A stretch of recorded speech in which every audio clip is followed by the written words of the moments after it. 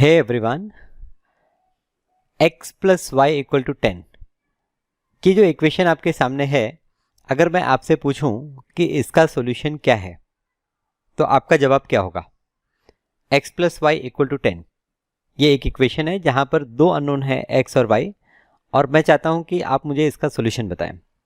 Solution मतलब x और y की वैल्यू बताएं जिनका सम 10 होगा। तो आप में से कोई मुझे बताएगा कि x equal to 1, y equal to 9। कोई दूसरा मुझे बताएगा कि x equal to 2, y equal to 8। ठीक है, x equal to 1, y equal to 9 ये भी एक सॉल्यूशन है। x equal to 2, y equal to 8 ये भी एक सॉल्यूशन है। इसी तरह से x equal to 0, y equal to 10 ये भी एक सॉल्यूशन हो सकता है।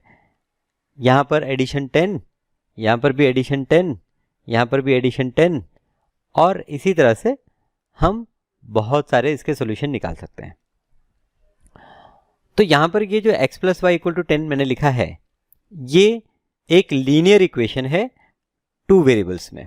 ये जो लिखा है इक्वेशन, ये क्या है? This is a linear equation in two variable.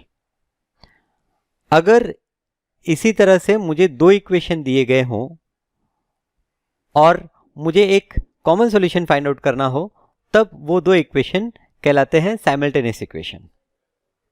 तो आज का हमारा जो टॉपिक है वो साइमल्टेनियस इक्वेशन ही है।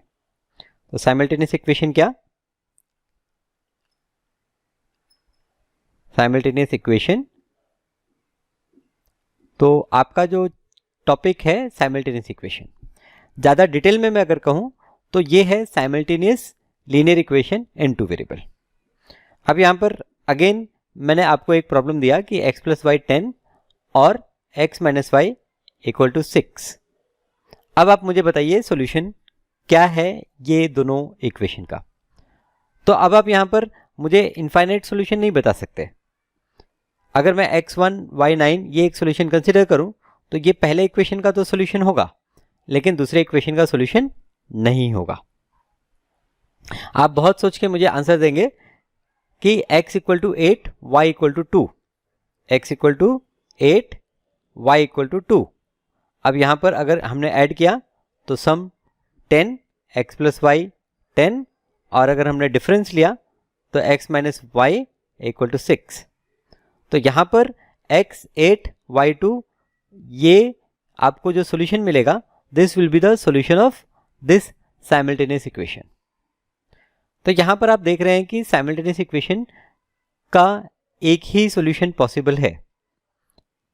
क्या आप कोई दूसरा सॉल्यूशन इसका निकाल सकते हैं? अगर निकाल सकते हैं तो मुझे कमेंट में निकाल के बताइए। तो यहाँ पर साइमल्टेनियस इक्वेशन मतलब दो लीनियर इक्वेशन होंगे टू वेरिएबल में जिनका हमें कॉमन सॉल्यूशन फाइंड आउट करना होगा। अगर हम कहें कि सॉल्व करना है मतलब we have to find a common solution.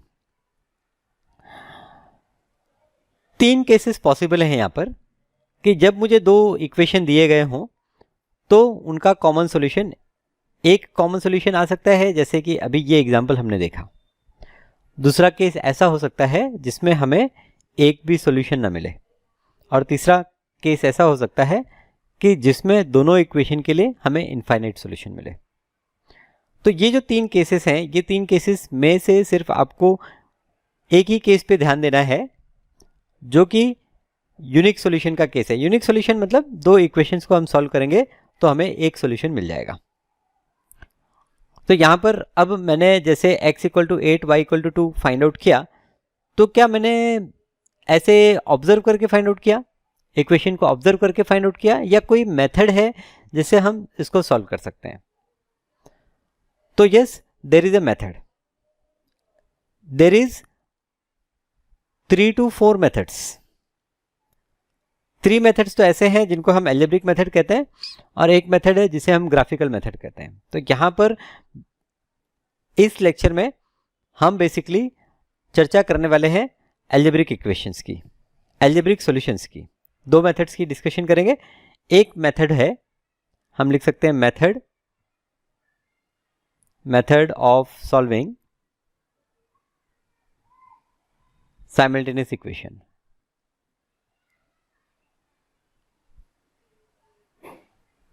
तो आपका जो पहला मेथड है उसे हम कहेंगे सब्स्टिट्यूशन मेथड,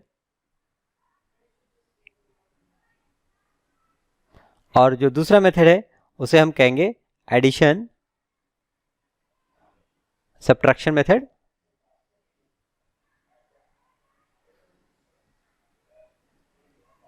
या फिर इसे हम एलिमिनेशन मेथड भी कहते हैं।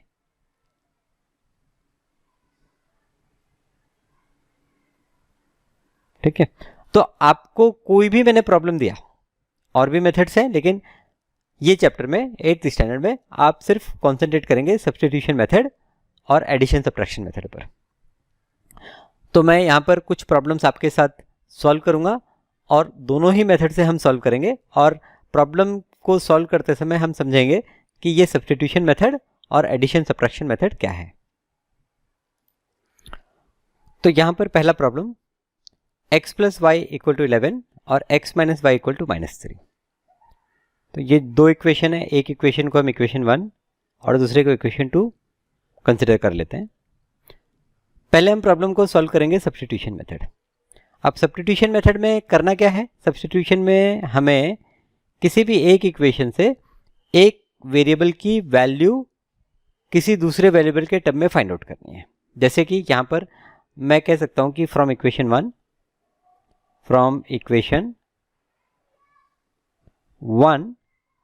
हम x की वैल्यू फाइंड आउट कर सकते हैं y के टर्म में। तो हम लिख सकते हैं x equal to 11 minus y. ठीक है, तो हमने क्या किया, हमने x को रिप्रेजेंट किया इन टर्म्स ऑफ y। अब सेकेंड इक्वेशन में हमें x की जगह 11 माइनस वाई रिप्लेस करना है। So from equation number 1 x can be written as 11 minus y. फिर हम सब्स्टिट्यूट करते हैं, सब्स्टिट्यूशन मेथड है।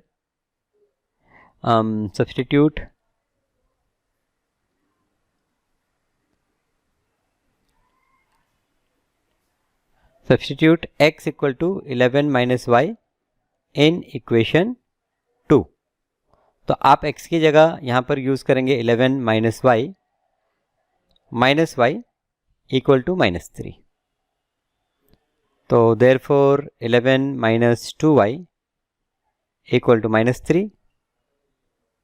देयरफॉर ये जो -2y है, -2y will be equal to क्या होगा, -3 माइनस 11। सो देयरफॉर आपका जो -2y है ये हो गया -14, एंड देयरफॉर आप लिख सकते हैं y is equal to -14 divide by -2 which is 7। तो यहाँ पर linear equation in one variable तो आपको पता है कैसे सॉल्व करते हैं, आपने पहले चैप्टर में पढ़ा हुआ है। आपने देखा यहाँ पर हमने क्या किया, हमने एक वेरिएबल को दूसरे वेरिएबल के फॉर्मेट में रिप्लेस किया और सॉल्व करके y की वैल्यू फाइंड आउट कर ली। अब एक बार आपको y की वैल्यू मिल गई तो आप इसे x equal to 11 minus y में पुट कर सकते हैं। So therefore x equal to 11 minus y which is equals to 11 minus 7 which is equals to 4. So x is equals to 4 and y is equals to 7. अब देखिए यहाँ पर x is equals to 4 और अगर y equal to 7 हम लेते हैं तो 4 plus 7 11 और 4 minus 7 -3। सॉल्यूशन परफेक्ट, मेथड समझ में आया। चलिए अब इन्हीं दो इक्वेशंस को हम एक दूसरे मेथड से सॉल्व करेंगे जिसका नाम है एलिमिनेशन मेथड या फिर एडिशन एंड सब्ट्रैक्शन मेथड। तो फर्स्ट प्रॉब्लम जो हमने कंसिडर किया है वो एक सिंपल प्रॉब्लम है, तो प्रॉब्लम को सॉल्व करना भी काफ़ी आसान है। अब देखिए यहाँ पर x plus y equal to 11 और x minus y equal to -3।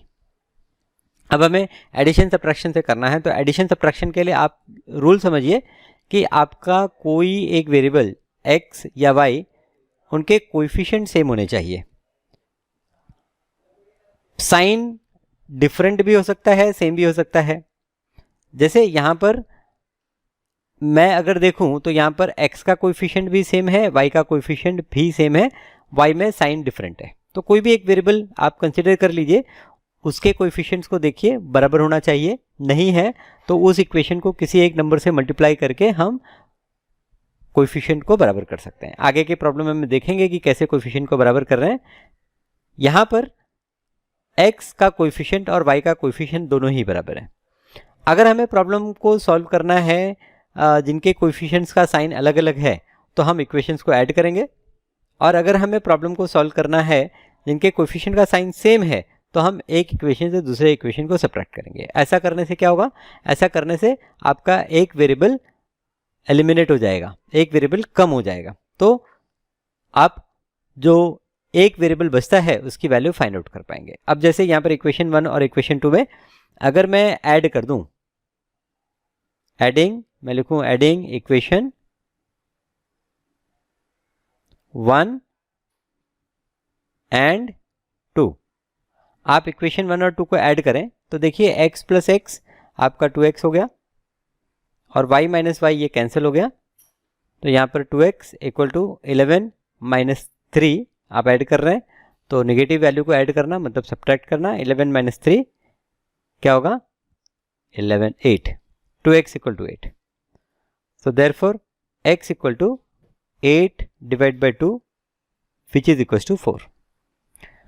तो x की वैल्यू हो गई 4। जब आपको एक वेरिएबल की वैल्यू मिल जाए तो आपको उस वैल्यू को सब्स्टिट्यूट करना है किसी भी एक इक्वेशन में।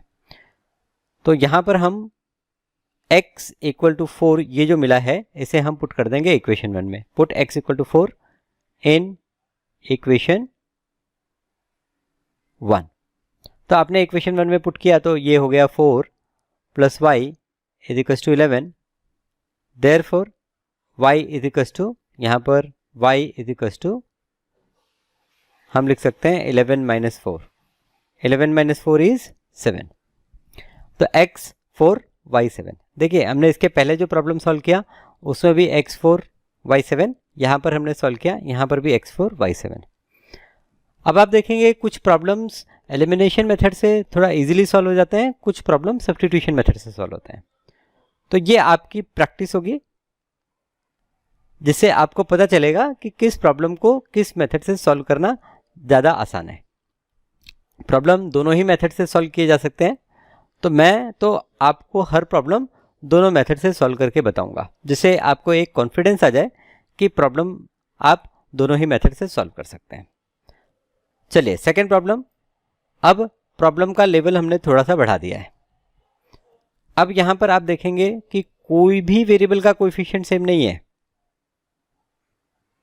ठीक है, और अलग अलग वेरिएबल भी है, तो सब्स्टिट्यूशन मेथड में भी आपको थोड़ी सी मुश्किल आएगी, और अगर आप एडिशन सब्ट्रैक्शन मेथड करेंगे तो उसमें भी हमें थोड़ी प्रॉब्लम का सामना करना पड़ेगा। तो जैसे कि हमने पिछले प्रॉब्लम में प्रॉब्लम को सॉल्व किया पहले सब्स्टिट्यूशन मेथड से, तो यहाँ पर भी वही करेंगे। यहाँ पर अगर आपको किसी एक इक्वेशन में एक वेरिएबल ऐसा मिले जिसका कोएफिशिएंट 1 है तो हमेशा उस वेरिएबल को एक्सप्रेस करें किसी दूसरे वेरिएबल के फॉर्मेट में, वो आपको ज़्यादा आसानी से रिजल्ट दे देगा। अब यहाँ पर तो ऐसा कुछ नहीं है, तो हम कोई भी एक इक्वेशन ले लेते हैं। तो मैं पहला इक्वेशन कंसिडर करूँगा, मैं यहाँ पर कंसिडर करूँगा from equation 1 2a is equals to 6 minus 3b, so therefore a is equals to 6 minus 3b whole divide by 2। ये आपको a की वैल्यू मिल गई। अब ये जो a की वैल्यू आपको मिली है, चलिए इसको थर्ड इक्वेशन दे देते हैं क्योंकि हमको फाइनली a की वैल्यू भी फाइंड आउट करनी होती है। आपने a की वैल्यू फाइंड आउट की है तो पहले आपको b की वैल्यू मिलेगी। अब कैसे मिलेगी, तो आपने फर्स्ट इक्वेशन को कंसिडर करके a फाइंड आउट किया है, तो a equal to 6 minus 3b upon 2 को हम सेकेंड इक्वेशन में पुट करेंगे। तो यहाँ पर put a is equal to 6 minus 3b divide by 2 in equation 2। Second equation में इसे पुट करते हैं। तो सेकेंड इक्वेशन में आप पुट करेंगे तो ये आपको देगा 3। a की जगह हमें क्या लिखना है, a की जगह हमें लिखना है 6 minus 3b whole divide by 2 plus 5b is equal to 15। अब यहाँ डिनोमिनेटर में 2 है तो सबसे पहले हम 2 से मल्टीप्लाई कर लेते हैं। So multiplying throughout by 2,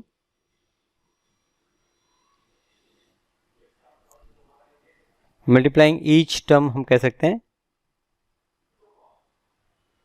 by 2। तो यहाँ पर हमें मिलेगा 3 times 6 minus 3b plus 2 into 5 10 times b is equals to 30। Therefore 3 6 is 18 minus 3 3 is 9b plus 10b equal to 30। Minus 9b plus 10b b, तो यहाँ पर हमें b की वैल्यू मिलेगी b is equal to 30 minus 18। So 30 minus 18, यहाँ पर 10 minus 8 2 और 2 minus 1 1 12, b की वैल्यू 12। अब b की वैल्यू मिल गई, तो आपने जो थर्ड इक्वेशन यहाँ पर कंसिडर किया है इक्वेशन 3, इसमें b की वैल्यू सब्स्टिट्यूट करके a की वैल्यू फाइंड आउट कर लेंगे। सो यहाँ पर हम पुट करते हैं, put b equal to 12 in equation 3। तो इक्वेशन 3 में डालेंगे तो a इज इक्वल टू, यहाँ पर आपको a is equal to 6 minus 3b upon 2, 6 minus 3b divide by 2 is equals to 6 minus 3 into 12 whole divided by 2. So therefore a is equals to 6 minus 12 3 the 36 whole divided by 2 is equals to minus 30 divided by 2 is equals to minus 15. So आपका a का जो value है minus 15, b का जो value है 12। आप यहाँ पर चेक कर सकते हैं, a की वैल्यू हमने माइनस 15 ली है, माइनस 15, ये अगर मैं माइनस 15 लूँ 2 इंटू माइनस 15 प्लस 3 इंटू 12, सो ये माइनस 30 प्लस 36 इक्वल टू 6। तो यहाँ पर फर्स्ट इक्वेशन राइट मिला। ऐसे ही सेकेंड इक्वेशन में भी चेक करके हम देख सकते हैं, वो भी हमें सही मिलेगा। तो ये आपने देखा कि किस तरह से हमने सब्स्टिट्यूशन मेथड यूज़ किया। तो सब्स्टिट्यूशन मेथड में क्या समझ में आ रहा है हमें कि किसी भी एक इक्वेशन से एक वेरिएबल की वैल्यू को हम फाइंड आउट कर लेंगे और उस वेरिएबल को दूसरे इक्वेशन में पुट कर देंगे। तो हमारा जो इक्वेशन होगा दूसरा इक्वेशन, वो इक्वेशन इन वन वेरिएबल हो जाएगा। और इक्वेशन इन वन वेरिएबल आसान है सॉल्व करना। आप सॉल्व करके पहले वेरिएबल को फाइंड आउट कर लेंगे और फिर बाद में जिस वेरिएबल की वैल्यू हमने सब्स्टिट्यूट की थी अदर वेरिएबल के फॉर्मेट में, उसकी वैल्यू निकाल लेंगे। चलिए प्रॉब्लम को एलिमिनेशन मेथड से भी समझते हैं या एडिशन सब्ट्रैक्शन मेथड से भी समझते हैं। तो हम पहले इसे इरेज कर लेते हैं यहाँ से।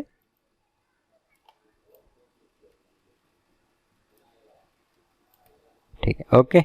चलिए, तो अब एलिमिनेशन मेथड या एडिशन सब्ट्रैक्शन मेथड में मैंने क्या कहा आपको कि आपको किसी भी एक वेरिएबल का कोएफिशिएंट सेम होना चाहिए। जैसे b का सेम हो जाए तो यहाँ पर b का 3 है तो यहाँ पर भी b का 3, लेकिन ऐसा है नहीं यहाँ पर। अब यहाँ पर ऐसा भी नहीं है कि किसी एक इक्वेशन को मल्टीप्लाई करके हम सेम कर लें। तो हम देख रहे हैं कि हमको दोनों इक्वेशन को किसी न किसी नंबर से मल्टीप्लाई करना होगा। अगर मुझे b का कोएफिशिएंट सेम करना है तो ये जो 3 और 5 दिख रहा है, 3 और 5 का एलसीएम मुझे लेके आना होगा। तो 3 और 5 का एलसीएम 15, तो पहले वाले इक्वेशन में 15 लाने के लिए 5 से मल्टीप्लाई करेंगे, दूसरे इक्वेशन में 15b लाने के लिए हम 3 से मल्टीप्लाई करेंगे। तो यहाँ पर हम लिख लेते हैं, हम कहते हैं multiply equation 1 by 5 and equation 2 by 3। Equation उनको 5 से मल्टीप्लाई किया, इक्वेशन 2 को 3 से मल्टीप्लाई किया। सो देयरफॉर यहाँ पर देयरफॉर 5 से मल्टीप्लाई करने के बाद में 5 2 10a plus 5 3 15b equal to 5 6 30। ये जो इक्वेशन हुआ इसे आप इक्वेशन 3 नाम दे सकते हैं। इसी तरह से सेकेंड इक्वेशन को हमने 3 से मल्टीप्लाई किया है, so 3 3 9a plus 15b is equals to, यहाँ पर 3 से मल्टीप्लाई किया है तो 15 3 45। ये हमारा इक्वेशन नंबर 4। अब आप देखेंगे b कोएफिशिएंट आपका सेम है, तो अब आप सब्ट्रैक्ट कर लीजिए। तो यहाँ पर सब्ट्रैक्ट करते हैं, subtract equation 4 from equation 3. So 10a minus 9a, you will get a. 15b minus 15b, it will cancel. 30 minus 45, you will get minus 15. So value of a आपको क्या मिल गया? minus 15 मिल गया. अब ये जो a की वैल्यू मिली है, ये किसी भी एक इक्वेशन में पुट करके हम b की वैल्यू फाइंड आउट कर सकते हैं. तो put a equal to minus 15 in equation 1. चलिए 1 में पुट कर लेते हैं. a की वैल्यू -15, तो 2 इंटू -15, देखिए ये यहाँ पर यही हमने कुछ फाइंड आउट किया था. 2 इंटू -15, तो 2 into -15 plus 3b equal to 6. So therefore 3b equal to 6 plus now 2 into -15 30. So ये हो गया आपका 36 and therefore जो b की वैल्यू है वो हो गई 36 divide by 3 is equals to 12. ठीक है, तो a की वैल्यू -15 और b की वैल्यू 12. a की वैल्यू -15, b की वैल्यू 12. हमने सब्स्टिट्यूशन मेथड से भी प्रॉब्लम सॉल्व किया, ऐसा ही कुछ आंसर हमें मिला. तो बस इतना ही. ये दो प्रॉब्लम सॉल्व करने के बाद आप कोई भी प्रॉब्लम सॉल्व कर सकते हैं. चलिए थर्ड प्रॉब्लम की तरफ जाते हैं. और ये जो थर्ड प्रॉब्लम है, थर्ड प्रॉब्लम ये पहले आप खुद ट्राई करेंगे और फिर बाद में हम साथ में मिलकर इसका सॉल्यूशन देखेंगे.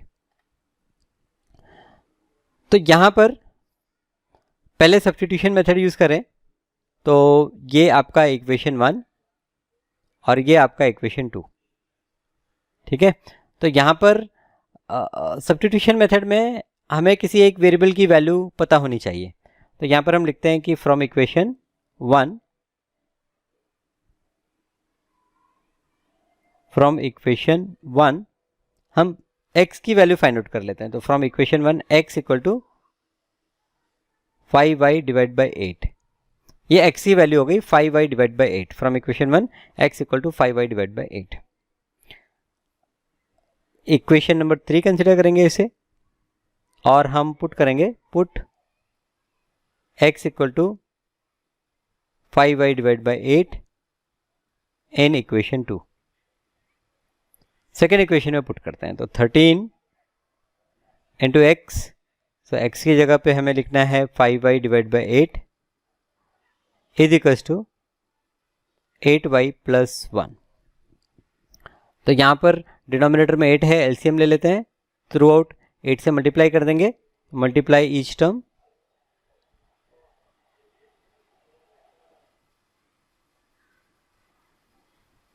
बाई 8. तो आप 8 से मल्टीप्लाई करेंगे. 13 फाइदा 65, यहाँ पर आपका ये 65y इज इक्वल्स टू 8 से मल्टीप्लाई किया 8 8 दा 64y प्लस 8 से मल्टीप्लाई किया 8. सो 64y को लेफ्ट में ले जाएंगे तो 65y minus 64y is equals to 8. So therefore 65 minus 64 you will get y is equals to 8. So y की वैल्यू हमें मिल गई. सो देयरफॉर फ्रॉम इक्वेशन 3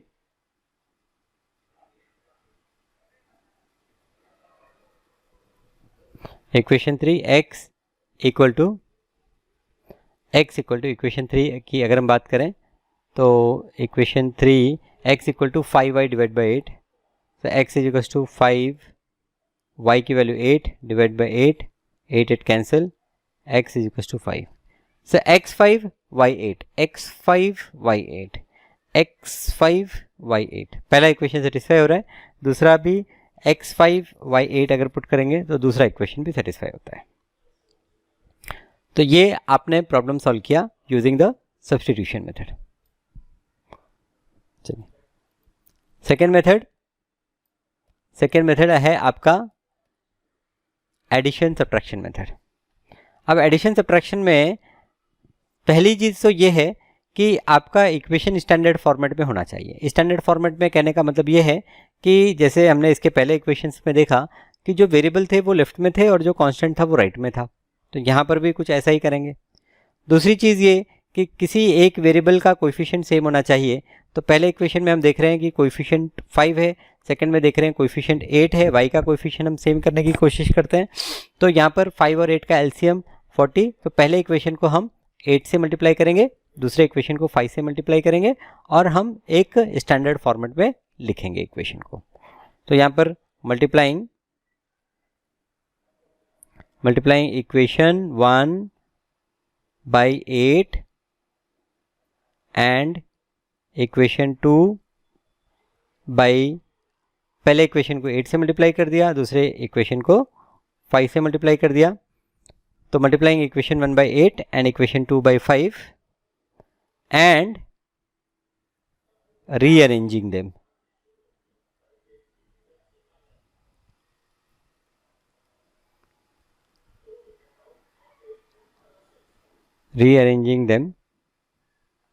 यहाँ पर 8 से मल्टीप्लाई किया तो 8 8 ज़ा 64, 64x, y को लेफ्ट में ले लेते हैं, 5 8 ज़ा 40y, यहाँ पर 0। ये आप एक थर्ड इक्वेशन कंसिडर करेंगे। इसी तरह से यहाँ पर 5 से मल्टीप्लाई किया है, 13 5 ज़ा 65x, यहाँ पर ये लेफ्ट में गया तो minus 40y is equals to, यहाँ पर मैंने 5 से मल्टीप्लाई किया हुआ है तो this is 5, this is equation number 4। अब कोएफिशिएंट के साइन अगर सेम होंगे तो सब्ट्रैक्ट करना है, तो सब्ट्रैक्ट इक्वेशन 4 फ्रॉम 3। सो आपका 64 माइनस 65, ये माइनस एक्स इक्वल टू, ये 40y ये कैंसिल हो जाएगा सब्ट्रैक्ट करने पर, और यहाँ पर 0 माइनस 5 मिलेगा। तो हम कह सकते हैं x is equal to 5। x equal to 5, ये वैल्यू हम किसी भी एक इक्वेशन में पुट करेंगे। Put x is equal to 5 in equation 1। So equation 1 आप देखें 8x equal to 5y, so 8x that is 5 is equal to 5y। So therefore y is equals to 8 into 5 divided by 5, 5 cancel, 8 answer. So y is equals to 8 will be the answer. Y is equals to 8 is your answer. This is your third question. X is equals to 5 and y is equals to 8. इसके पहले हमने substitution method से solve किया, वहां पर भी यही answer हमें देखने को मिला। चलिए एक और क्वेश्चन। ओके, 2 क्वेश्चन हमने और कंसिडर किए हुए हैं, तो दोनों क्वेश्चन को एक एक करके हम देखेंगे। तो पहले यहाँ पर question 5x minus 6y is equals to 8, ये क्वेश्चन डिस्कस करते हैं। अब मैं दोनों मेथड से प्रॉब्लम सॉल्व नहीं करता, क्योंकि आपने समझ लिया है दोनों मेथड से प्रॉब्लम कैसे सॉल्व करना है, तो मैं कोई एक मेथड से प्रॉब्लम को सॉल्व कर लूँगा। ठीक है, तो ये प्रॉब्लम को मैं सब्स्टिट्यूशन से सॉल्व कर लेता हूँ और इसके आगे वाले प्रॉब्लम को हम एडिशन सब्ट्रैक्शन से सॉल्व कर लेंगे। तो यहाँ पर ये अगेन आपका इक्वेशन 1, ये इक्वेशन 2, हम लिख सकते हैं फ्रॉम इक्वेशन 1 आपका जो 5x है you can write as 8 plus 6y and therefore x equal to 8 plus 6y divide by 5। ये इसको इक्वेशन कंसिडर करते हैं थर्ड इक्वेशन, और ये जो x की वैल्यू है ये हम पुट कर देते हैं इक्वेशन 2 में। So put value of x from equation 3 in equation 4।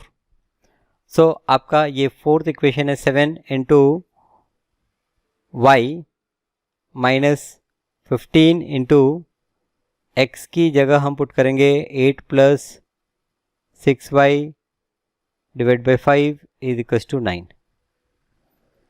So therefore 7y, now 5 and the 5, 5 3 the 15, तो 7y माइनस 3 से 8 प्लस 6y मल्टीप्लाई हो गया is equals to 9. So therefore 7y minus 24 minus 3 6 जा 18y is equals to 9. 7y minus 18y, तो ये हमें मिलेगा minus 11y is equals to 9 plus 24. So ये हो गया आपका 33. So therefore y is equals to 33 divide by minus 11, ये वैल्यू आ गई -3. तो वैल्यू ऑफ y मिल गई. फिर x की वैल्यू के लिए इक्वेशन 3 यूज़ कर लेंगे. सो from equation 3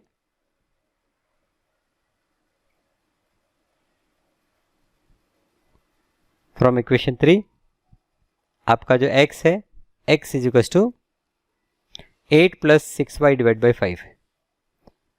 8 plus 6y that is 6 into -3, 8 into 6y divide by 5. So यहाँ पर ये 8 minus 18 divide by 5 that is -10 divide by 5 is equals to -2. Right. तो ये प्रॉब्लम हमने प्योरली सॉल्व किया है सब्स्टिट्यूशन मेथड से. सो देयरफॉर फाइनली आपका जो आंसर है x equal to -2 and y is equals to -3. और ये लास्ट प्रॉब्लम हम सॉल्व करेंगे एडिशन सब्ट्रैक्शन मेथड या एलिमिनेशन मेथड से. सो यहाँ पर ये इक्वेशन 1 और ये इक्वेशन 2, आप देखिए थोड़ा सा ये स्टैंडर्ड फॉर्मेट में तो है नहीं. अच्छा, यहाँ पर एक चीज़ हम देख रहे हैं कि x का कोएफिशिएंट सेम है. x का कोएफिशिएंट सेम है, तो क्या करेंगे, पहले तो इक्वेशन 1 को रीराइट कर लेते हैं. तो रीराइट इक्वेशन 1. सो यहाँ पर ये आपका हो गया 3x plus 5y is equals to, ये 5 to the 10, 1 minus 10, 1 minus 10, 1 minus 10 कितना होगा, 1 माइनस 10 -9 होगा.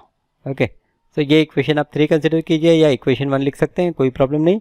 अब यहाँ पर ये 3x है, ये भी 3x है, तो सब्ट्रैक्ट करना ज़्यादा आसान होगा. तो subtract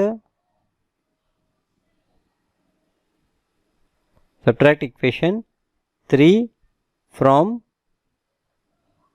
equation 2.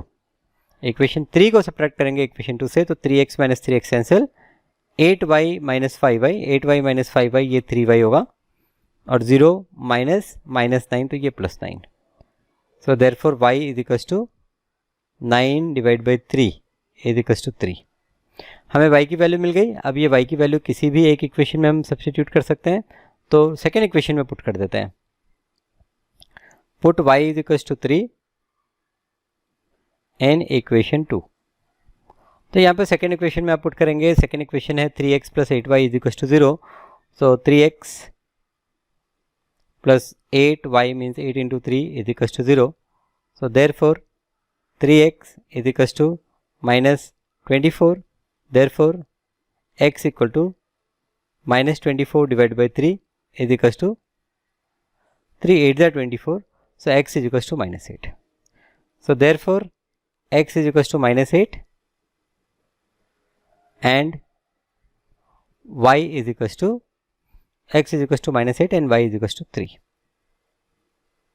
is required solution.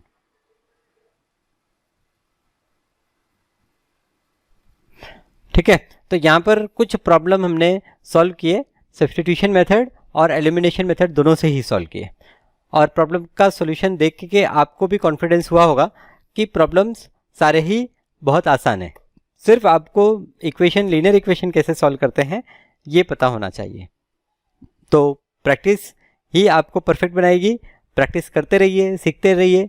मिलते हैं आपको एक नए लेक्चर के साथ. Thank you.